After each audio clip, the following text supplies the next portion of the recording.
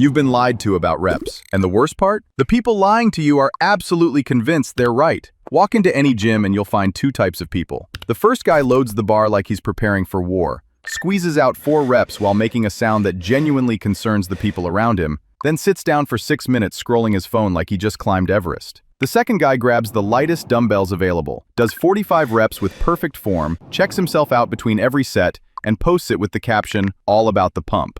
Both of them think the other one is wasting their time. Both of them are partially right. And that's exactly what makes this so interesting. Stay until the end, because the last part completely changes how you should be choosing your weights. And most people never figure this out. Let's start with what your muscles actually care about, because it's not what most people think. Your muscle doesn't speak English. It doesn't read the number on the dumbbell. It doesn't care if you're lifting 40 kilos or 4. The only thing it responds to is tension, specifically how hard it's being forced to work relative to its capacity. That's it. That's the whole game. Everything else is just strategy for getting there. So now the question isn't heavy or light. The question is, which strategy gets your muscle working hardest, most consistently, with the least amount of collateral damage to your joints and your sanity? Let's look at both sides honestly. Heavy weights, 3 to 6 reps. The case for going heavy is actually very strong. When you lift something genuinely challenging, your nervous system panics slightly and immediately calls in your biggest, strongest muscle fibers. Those are your fast twitch fibers. They have the highest potential for size and strength. You can't recruit them with something that feels comfortable. You need load, real load. Heavy training also makes your bones denser, your tendons tougher, and your nervous system smarter. That last one sounds strange, but it's real. The reason an experienced powerlifter can move weight that looks physically impossible isn't just muscle size. Their brain has learned to fire more muscle fibers at once.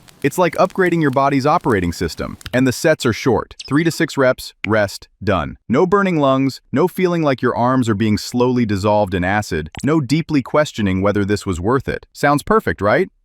Not exactly. Heavy lifting has a bill that comes due. Every maximal rep is a significant event for your joints. Your knees, shoulders, elbows, and lower back are all taking on stress that accumulates over time. Recovery between sessions takes longer. Rest periods during sessions get longer. And if you try to apply that same heavy, low-rep logic to something like lateral raises or bicep curls, your joints will send you a strongly worded letter, or just stop working altogether. So if heavy training is so great, why do the people with the best physiques in the world mix in lighter work constantly? What do they know that the average gym person doesn't? That's where light weights come in. 12 to 25 reps. The moment you say this out loud in a gym, someone will mutter the word cardio under their breath and walk away. Ignore them. Here's what actually happens when you use lighter weights and higher reps taken close to failure. Your body works through its easier muscle fibers first, and when those run out, it calls in the same high-threshold fibers that heavy lifting recruits. It just takes longer to get there. The destination is the same, the road just feels different. And that road has some real advantages. Lighter loads are dramatically kinder to your joints. They allow you to actually feel the muscle working, which sounds obvious but is something most heavy lifters have never experienced. They're perfect for smaller muscle groups like side delts,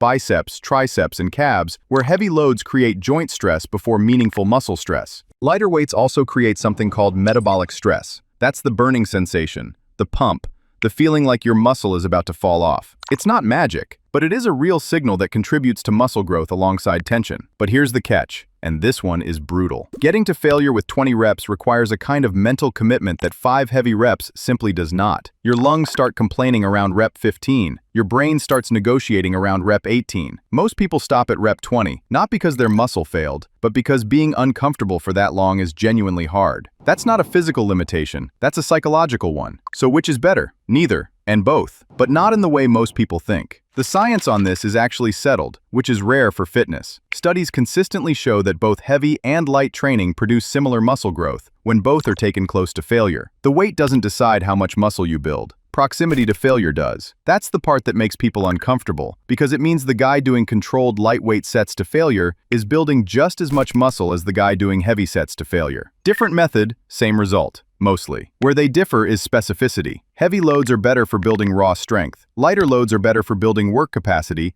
and targeting smaller muscles safely. The smartest approach, and this is what elite physique athletes actually do, is use both. Heavy compound movements like squats, rows, presses, and deadlifts to build your foundation. Lighter isolation work for everything else. Not because it's complicated, because it's the right tool for the right job. Nobody drills a hole with a screwdriver. Nobody tightens a screw with a drill. You use what the situation calls for. Your training should work the same way. So before your next workout, stop picking your weight based on what looks impressive or what feels safe. Ask yourself what you're actually trying to achieve. Strength? Go heavier. Muscle size? Use both. Targeting a specific muscle and feeling it actually work? Go lighter and go closer to failure than you're comfortable with. The weight is just the tool. The effort is what builds the muscle. Hit like if this finally settled it for you. Subscribe for more of this every week. Comment below, heavy or light. Let's see where you land. See you in the next one.